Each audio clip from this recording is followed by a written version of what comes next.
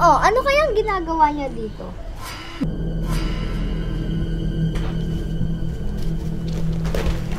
Tignan natin ngayon. Di ako makapaniwala na ginawa mo sa akin to. Ma'am Jane, maniwala po kayo sa akin. Hindi ko po ginawa. Hindi po ako magnanakaw. Oo, ako yung naglagay sa paper bag mo para umalis ka na dito sa bahay. Napakasama mo, Bianca!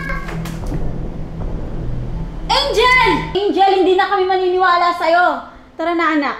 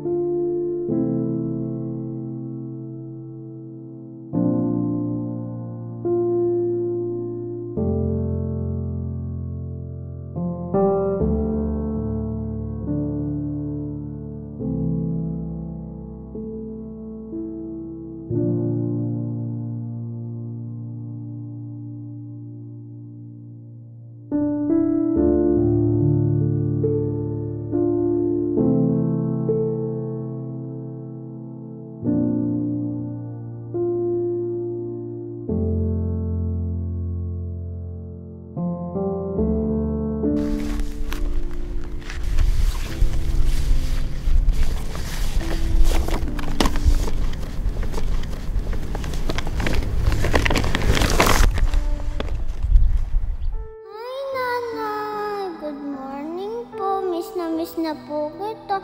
Sana po andito ko na lang po para po may kasama ako. Nahihirapan na po ako, Nay. Umalis na po pala ako sa tinitirahan ko. Ako na lang po yung umiwas sa gulo, Nay. Ayoko na po kasi pagsiksikan yung sarili ko. Pinagpigtangan po ako magnanakaw. Kahit bata pa po ako, tinuruan niya po ako maging mabuting tao.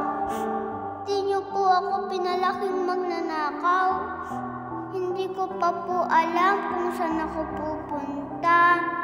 Pero naniniwala po ako lahat ng nangyayari may dahilan. Gusto ko na po malaman kung sino po yung totoo kong nanay.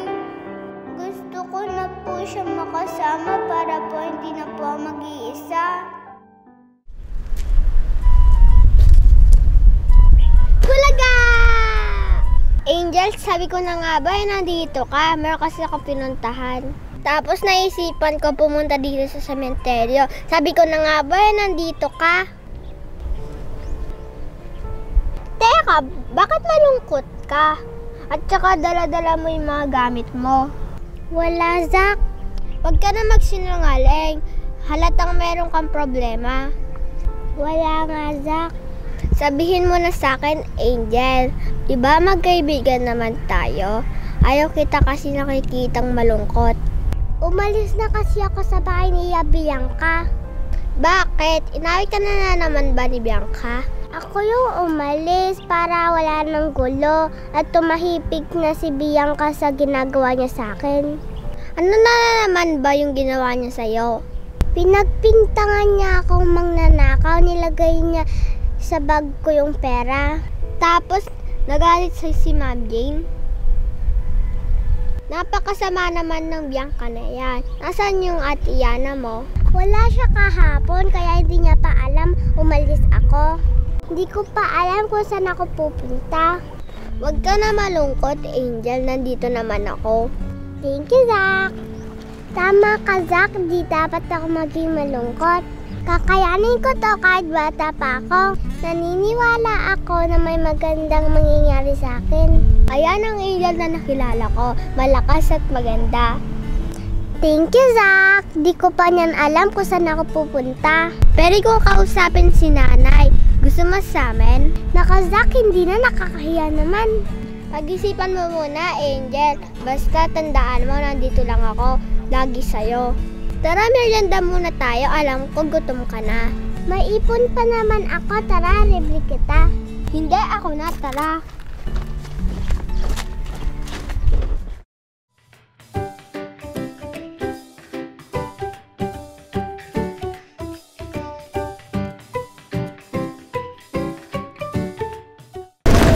Zach and Angel, saan kayo pupunta? Kayo po pala, Teacher P. Okay na po ba kayo? Wala na akong sakit, wala na akong laglat. Sayang hindi natuloy yung Christmas party natin. Oo nga po, ang importante po, okay na po kayo. Oh, Angel, bakit tahimik ka at bakit dala mo yung mga gamit mo? Wala po, Teacher P, at okay lang po ako. Umalis po siya kung saan po siya nakatira. Wala na po siyang matutuluyan. Naku, kawawa ka naman, Angel. Tara, sunod muna kayo sa akin at magmerienda kayo sa bahay ko. Nako, Teacher P, wag na po, nakakahiya po. Tara na, Angel. Minsan lang naman natin kasama si Teacher P. Tara na, wag na kayong mahiya. Bakit hindi mo sinabi kay Miss Jane na si Bianca ang naglagay ng pera sa bag mo? Kasi po, sabi niya po, hindi na po daw maniniwala sa akin. Ganyan pala yung ugali ni Bianca, no? Opo, palagi pang inaaway ni Bianca si Angel. Alam mo, Angel, total wala akong kasama din sa bahay. Dito ka muna tumira sa akin. Talaga po ba, Teacher P? Wow! Angel, dito ka muna tumira. Nakakahiya po, pero wag po kayo mag-alala, Teacher P. Dito po ako magtatabraho. Thank you po, Teacher P. O sige, maghahanda lang akong pagkain. Wait niyo ako dyan, ha? Okay po.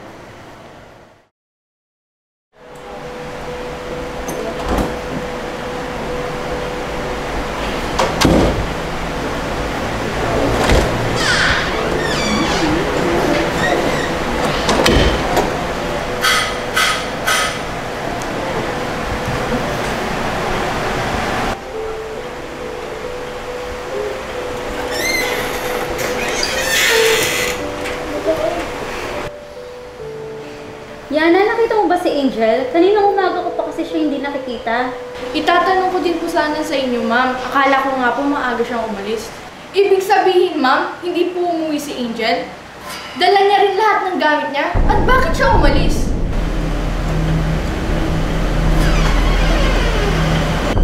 Baka sa nangyari kagabi? Nasaan na kaya si Angel? Baka nang maglaring masama sa kanya. Ano po bang nangyari, ma'am? Dinakaw niya yung pera ni Mami. Ano? Hindi ugali ni Angel na magnakaw. Baka nagkamali lang kayo. So, sinasabi mo na sinungaling kami? Nakita namin ang pera sa paper bag ni Angel. Magnanakaw si Angel! Magnanakaw! At bakit? Ilang buwan mo palang nakasama si Angel? Alam mo na yung totoo niyang ugali. Alam mo, Bianca, kahit anong sabihin mo, hindi ako maniniwala na magnanakaw si Angel. Eh, di wag kang maniwala. At saka okay na rin yung umalis siya dito, no? Baka ano pang gawin niya. Nasaan na kaya si Angel? Ano yung hawak mo, Yana? Kwintas po ni Angel, ma'am. Naiwan niya po. Ito na lang po kasi yung alaala niya sa nanay niya. Akin na nga yan. Ako na lang magbibigay kay Angel pag nakita ko siya. Ano ka ba, Bianca? Ako na magbibigay kay Angel. Akin na nga yan. Baka mawala mo pa. Akin na nga yan. Ako na lang magbibigay. Tumigil ka nga! Bakit pa bigla kang naging interesado dito sa kwintas? Tingin nga ako ng kwintas na yan. Akin na yan! Akin na nga! Ako na nga! Ano ba, Bianca? Akin na to! Akin na nga yan! Sabi nga ako na magbibigay eh!